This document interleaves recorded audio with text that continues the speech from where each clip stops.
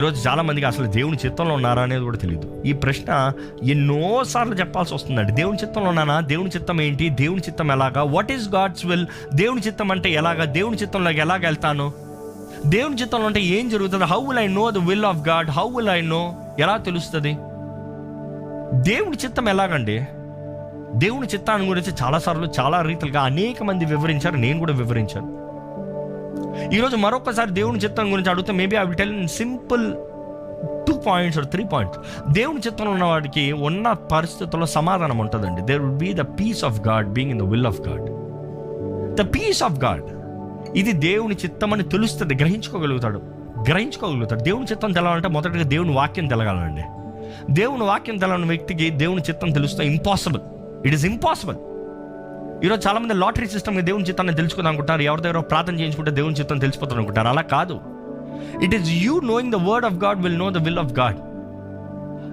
ఈ ప్రశ్న చాలాసార్లు వస్తుంది కాబట్టి ఈ మాట చెప్పాల్సిన అవసరం వస్తుంది మరలా. దేవుని చిత్తం తెలవాలంటే దేవుడు ఎవరో తెలుసుకోవాలండి. దేవుని తెలుసుకోవాలంటే ఏ మనుషుడికి దేవునికి పరిపూర్ణంగా తెలుసుకోవడం కుదరదు, కానీ తాను ఎంత కనబరుచుకున్నాడో అంతవరకే మనం తెలుసుకోగలుగుతాం. How much he revealed himself, that much we will know him. ఒక మనిషి గురించి, ఆ మనిషి తన గురించి ఎంత మనం తెలియజేసుకుంటున్నాడో, తెలియజేస్తున్నాడో అంతవరకు మనకు తెలుస్తుంది. దేవుడు కూడా అంతే. ఆయన వాక్యములో ఆయన ఎవరో ఆయన కనపరుచుకున్నాడు. ఆయన స్వభావం ఏంటి, the attributes of God, the characters of God, the works of God, the thinking pattern of God. There is a pattern, ఒక ప్యాటర్న్ ఉంటుంది. ఆయన సిద్ధాంతము, ఆయన తలంపు, ఆయన ఏంటి అనేది ఆయన వాక్యం చదివితే ఆయన ఏంటో అర్థమవుతుంది. అది తెలుసుకున్న మనము ఆయన చిత్తాన్ని ఎరుగుతాం చాలా సులభం. ఎందుకంటే కొన్ని విషయాలు మనం దేవుణ్ణి, దేవా ఇది నీ చిత్తమా అని అడగాల్సిన అవసరం కూడా లేదు. ఎందుకంటే వాక్యంలో అనేకమైనవి ఆయన చిత్తం ఏంటో ముందుగానే తెలియజేయబడింది. దేవా, నేను ఒక స్నేహితుడు సహవాసం చేస్తా అవసరమా లేదా? ఈ పలానా వ్యక్తితో నేను సహవాసం కలిగి ఉంటా అవసరమా లేదా? దేవుని చిత్తమా కాదా అంటే వెరీ సింపుల్ అండి. దేవుని వాక్యం ఏం చెప్తుందంటే, చెక్ ద వర్డ్. ఎలాంటి వాళ్ళతో స్నేహం చేయొచ్చు, ఎలాంటి వాడు నీ స్నేహితుడుగా ఉండొచ్చు. దేవుని వాక్యం చాలా క్యారెక్టర్స్ చాలా సులభంగా తెలియజేస్తుంది. ఆ క్యారెక్టర్ తెలుసుకున్న తర్వాత ఆ మనిషిలో ఈ క్యారెక్టర్స్ ఉన్నాయా లేదని చూసి, ఈ క్యారెక్టర్స్ లేకుండా వేరే క్యారెక్టర్స్ ఉన్నాయంటే, వద్దన్న క్యారెక్టర్స్ ఉన్నాయంటే ఆ మనిషితో స్నేహం చేస్తాం తప్పు. కొంతమంది వివాహ జీవితంలో, దేవా ఇదిగో ఈ పలానా వ్యక్తిని నేను వివాహం చేసుకోదాం అనుకుంటున్నాను, వివాహం చేసుకోమంటావు ఏదా? దేవుని వాక్యంలో ఉందో ఒక భర్త ఎలా ఉండాలి, భార్య ఎలా ఉండాలి, ఒక క్రైస్తవుడు ఎలా ఉండాలి, గుణగణాలు ఎలా ఉండాలి, క్రీస్తుని ఎరిగిన వ్యక్తి స్వభావం ఎలా ఉండాలి, బైబిల్లో కావాల్సినంత వివరించబడింది. కొంతమంది అసలు దేవుని ఎరగని వారిని, దేవుని అంగీకరించిన వారిని, దేవుని సొత్తు కాని వారిని వివాహం చేసుకుంటాము, ఇది దేవుని చిత్తమా అని అడుగుతా ప్రశ్నకే సంబంధం లేదు. How can you even ask what is the Bible say? What is the Bible say? అలాంటి వార్త కలవద్దు అని దేవుని వాక్యం తెలియజేసినప్పుడు how can you share your life, your future, everything with them?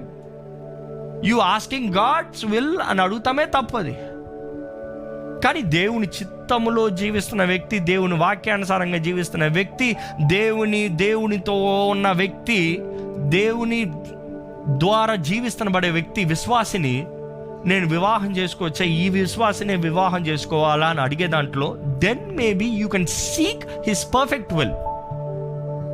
కానీ కొన్ని విషయాలు ఒకరిని ఎరుగుతానికి ముందుగానే there is a bottom line. అరే దేవుడు ఇది చేయమంటాడా, దేవుడి పని చేయమంటాడా, వాక్యం ఏం చెప్తుంది, దాన్ని బట్టే మనకు తెలిసిపోతుంది దేవుడు చేయమంటాడా వద్దా. వాక్యం చేయొద్దన్న తర్వాత మీరు ఎంత ఉపవాసం ఉంది, 100 రోజుల ఉపవాసం ఉండి ప్రార్థన చేసినా కూడా ఆయన నో ఎస్ మారదు, ఎస్ నో మారదు. అర్థమవుతుందండి? ఆయన స్వభావం మారదు. What he is, what he said is said, done, అంతే. ఆయన ఇది తప్పు అంటే తప్పు. మనం 100 రోజులు ఏడ్చినంత మాత్రాన తప్పు సరైపోదు, సరి తప్పు అయిపోదు. దేవుని స్వభావం మారదండి. The attributes of God will not change. The problem is we need to change. People are not ready to change. They are asking God to change. మనం మారకుండా దేవుడు మారాలని ఆశపడుతున్నాం, అది ఎప్పటికీ జరగదు. మనుషులు మారగలిగిన వాడు, దేవుడు మారలేనివాడు. అర్థమవుతుందా? ఆయన నిన్న నేడు రేపు ఏకరీతిగా ఉన్న దేవుడు అంట, ఆయన మారడంట. కానీ బుద్ధిని మారేది ఇదే. మనుషుడు ఇలా మారిపోతాడంట, కెమిలియన్ కన్నా ఫాస్ట్గా మారుతాడంట. ఒక కెమిలియన్ మారాలన్నా కూడా టెంపరేచర్ మారితే టెంపరేచర్ తగినట్టుగా కెమిలియన్ మారుతుందంట. దాని ఉన్న స్థలానికి తగినట్టుగా దాని కలర్స్ వస్తాయంట. కానీ మనుషుడు ఎంత ఫాస్ట్ తెలుసా, ఇలాగంటే మారిపోతాడు, ఇలాగ ఎరా ఇప్పుడు ఒక మాట అన్నావు కదా ఇప్పుడు అన్నా అంతే, మరి అది అప్పుడు ఇది ఇప్పుడు. You see we need to change for good. మేలు కొరకు మంచి కొరకు మనం మారాలండి, మంచి మార్గంలోకి మనం వెళ్ళాలండి. We need to come into the perspective of God. But when you are in the peace, when you are in the will of God, you will have the peace of God. కొన్నిసార్లు నష్టంగా కనిపించవచ్చు, అవును ఇది పోతే నాకు నష్టమే, నాకు లోకం డీల్ ఇది ప్రయోజనకరంగా ఉంది, లోకంలో ఇది ఫలించేది ఎక్కువగా ఉంది, లోకంలో స్ట్రాటజీ మేబీ ఒక 1 yearలో నేను ఎక్కువ సంపాదించుకోవచ్చేమో, లేకపోతే ఈ పలానా సంబంధం అయిపోతుందేమో కదా, బాగానే ఉంది కదా అనుకోవచ్చు. కానీ దేవుడు అంతా నెరిగిన దేవుడు, తన చిత్తం ప్రారంభాన్ని అంతాన్ని రెండు ఎరిగిన దేవుడు, ఆయన చిత్తాన్ని నిర్ణయించే దేవుడు. ఈరోజు మనం ఇప్పుడున్న పయనంలో చూస్తున్నాం కానీ అంతం తెలీదు. కానీ దేవుడు అంటున్నాడు, నీకు ఇప్పుడు మధురంగా కనబడిచేమో, కొంతకాలం తర్వాత అది కనబడదు, అది పాడైపోతుంది, అది నాశనం అయిపోతుంది. So you better seek my will. నిరంతరం నిలిచి ఉంటుంది, నిరంతరం నిలిచి ఉంటుంది. ఈరోజు మన జీవితంలో జ్ఞాపకం చేసుకోవాలండి, దేవుని చిత్తంలో ఉన్నప్పుడు కొన్నిసార్లు అవి మనకు లాభంగా కనబడకపోవచ్చేమో కానీ, but still you will have the peace of God. ఇది నేను దేవుని కొరకు చేస్తున్నా, ఇది నేను దేవుని నామంలో చేస్తున్నా, నా దేవుడు అంగీకరిస్తాడు, నా దేవుడు చేస్తాడు. ఆ ధైర్యం, నిశ్చయత. ఈరోజు మీ జీవితంలో మీకు నిశ్చయత ఉందా? మీరు చేసే పని, మీరు చేసే కార్యాలు, మీరు కొంటున్న వస్తువులు, మీరు కలిగి ఉన్న సంబంధాలు, ఇవన్నీ do you have the peace? ఇది దేవుడే ఇచ్చాడు. కానీ ఒక మాట, దేవుడు ఇచ్చేది మన నమ్మకత్వం తగినట్టుగా ఇస్తాడు. కొంచెంలో నమ్మకంగా నుండి అధికమైన వాటి పైన అధిపతిగా చేస్తాడు. You understanding? God is always faithful. ఆయన ఎప్పటికీ నమ్మదగిన దేవుడు అండి. కానీ కొంతమందికి దేవుని చిత్తం ఒక చాయిస్ లాగా తీసుకోవాలని ఆశపడుతున్నారు. ఏంటంటే కొంతమంది ఎలా ఉంటారు, దేవా నీ చిత్తం ఏంటో చెప్పు, నాకు అనిపించేది నీ చిత్తం ఏదో, ఏది నాకు మంచి అనిపిస్తుందో అది నేను చేస్తాను. అలాంటి వారికి దేవుని చిత్తం ఎప్పటికీ తెలియబడదండి. God is not a fool, God is not a choice, God is a leader, God is the commander. ఆయన సైన్యములుగా అధిపతి అయిన దేవుడు అంట. ఆయన ఎల్ ఎలియాన్ అన్నమాట.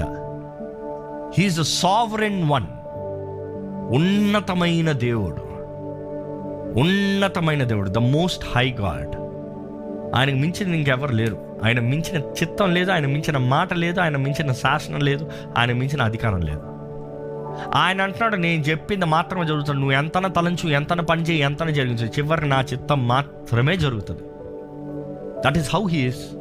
కానీ మీరు అనొచ్చు, ఏంటండి మీరు అట్లా అంటున్నారు, కానీ నేను కొన్ని చేసే పనులు నేను కంగారుపాటుగా తొందరపాటుగా చేస్తున్నాను, నాకు ఏదో నష్టం కలుగుతుంది, దేవుని చిత్తమే జరుగుతుందంటే మరి నాకు ఎందుకు ఈ నష్టం జరిగింది? నేను అంటే దేవుడు పాఠం నేర్పిస్తున్నాడు, పాఠం నేర్పిస్తాడు. దేవుడు అంటాడు, నా చిత్తం చేయవా నువ్వు, నా చిత్తానికి వచ్చేలాగా నిన్ను చేస్తా. నా చిత్తానికి నువ్వు రాకపోతే నీ చిత్తం ఏమవుతుందో నువ్వు అనుభవించి చూడు, ఆ దెబ్బ ఏంటో చూడు. ఎందుకంటే లేకపోతే you think it is your right. నువ్వు చెప్పింది విఫలమైన తర్వాత, నువ్వు చేసింది విఫలమైన తర్వాత నిన్ను నా చిత్తంలోకి నడిపిస్తా. కొంతమంది దేవుని చిత్తాన్ని he will reveal it so straight forward, చాలా సింపుల్గా ఇస్తాడండి. మనుషులకి ఏమంటారు, ఇంత సింపుల్, ఇంత సులభమా, ఇదంతా వద్దులే, అది చేద్దాం కొంచెం కాంప్లికేటెడ్గా. కానీ కొంతమంది వచ్చేటప్పటికి దేవుని చిత్తంలోకి వచ్చేటప్పుడు ఈడ్చుకుంటా వస్తారు. యాకోబు లాగా.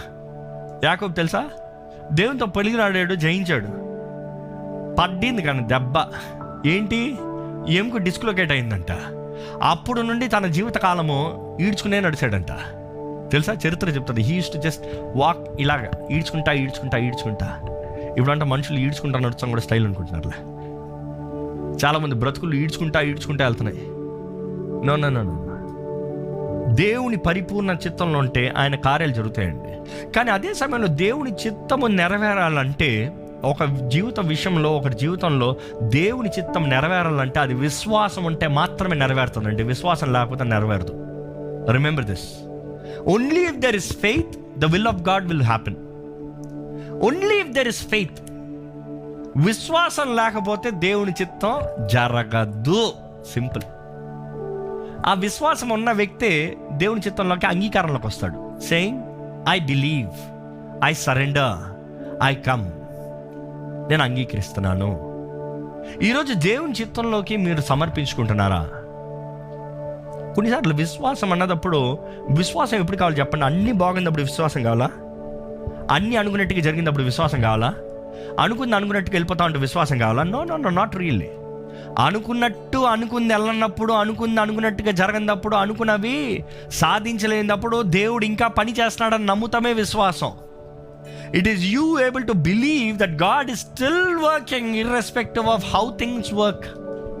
పరిస్థితులు ఎలా ఉన్నా కూడా దేవుడు ఇంకా పని చేస్తున్నాడని నమ్ముతామే విశ్వాసం కావాలి. విశ్వాసం లేదనుకో, అయ్యో నువ్వు సరిగ్గా చేయట్లేదేమో, నువ్వేం జరిగిస్తలేదేమో, నేను చేసేస్తానులే. దేవుడు వాక్యం చెప్తుంది, విశ్వాసం కలిగి స్థిరులై ఉండాలంట. స్థిరులై ఉండాలి. మనం our life should be steadfast in faith. steadfast, స్థిరత్వం. ఈరోజు చాలామంది స్థిరత్వ బ్రతుకు లేదు, స్థిరత్వ జీవితం లేదు. స్థిరులై జీవించమని దేవుడు నాకు తెలియజేస్తుందండి. దేవుని చిత్తం జరగాలంటే మొదటిగా సమాధానము, రెండోదిగా విశ్వాసము, మూడోదిగా ఏంటంటే దేవుని వాక్యానుసారమైన జీవితం అండి. దేవుని వాక్యానుసారమైన జీవితం. ఎంతమంది చెప్పగలుగుతారు your life style is according to the word of God? When I say life style, ఈరోజు మనుషులకి స్టైల్ మాత్రమే తెలుసు. ఏ స్టైలు? వేసుకున్న వస్త్రధారణే. I'm not talking about your clothes. Definitely your clothes will reflect your spirituality, but it's not about clothes that I'm talking about. I'm talking about your life style. జీవిత విధానం. తెలుగులో జీవిత విధానం, జీవించే విధానం. మనుషులతో ఎలాగ ఉంటున్నాం? మనం మనుషులతో ఎలాగ ఉంటామో దాన్ని బట్టి దేవుని చిత్తం జరుగుతుంది. యోసేపు జీవితంలో దేవుని చిత్తం జరుగుతానికి కారణం ఏంటంటే ఆయన మనుషులతో ఎలాగ ఉన్నాడో దాన్ని బట్టి దేవుని చిత్తం జరిగింది. him being in the will of God is also being living as per the word of God. ఈరోజు మన జీవిత విధానం ఎలాగుంది? ఏంటి నిర్ణయం చేయండి. దేవుడు ఏం చేస్తాడో చెప్పు, నేను చేసేది ఏంటి? దేవుడు ఏం చేయడండి. మనం చేయాల్సింది చేసేంతవరకు దేవుడు ఏం చేయడు. పాత నిబంధనల నుండి ఈ మాట కూడా చాలాసార్లు చెప్పా. పాత నిబంధనల నుండి చూడండి, దేవుడు ఏదైనా చేయాలంటే మొదట బలిపీఠం కట్టు. నీవు చేయాల్సింది చేయకుండా దేవుని దగ్గర నుంచి జవాబు లేదు, దేవుని దగ్గర సమాధానం లేదు, దేవుని దగ్గర నుంచి జయం లేదు. Build your altar, discipline your life. జీవితంలో క్రమశిక్షణ కలిగి ఉండాలండి. ఎంతోమందికి క్రమశిక్షణ లేదు, నిర్ణయం చేయట్లేదు జీవితంలో, నాట్ రెడీ. ఎందుకంటే చాలామంది నిర్ణయాలు చేస్తాను భయపడతారు. ఎందుకంటే వారు ముందే చెప్పేస్తారు, అబ్బా నేను చేయలేను, ముందుకు వచ్చిందిలే. నేను చేయలేను అనుకున్న వ్యక్తికి దేవుడు ఎప్పుడు చేయలేడు. I'm sorry, this the truth. ఇది సత్యం. నేను చేయలేను, నేను జీవించను, నేను కుదరదు అన్న వ్యక్తికి దేవుడు ఎప్పుడు ఏది చేయలేడండి. He cannot. ఆయన చేయడని కాదు, కానీ చేయాలని ఆశ ఉంది, కానీ చేయిస్తానికి పొందుకుంటానికి మనుషుడికి ఇష్టం లేదు, సిద్ధపాటు లేదు.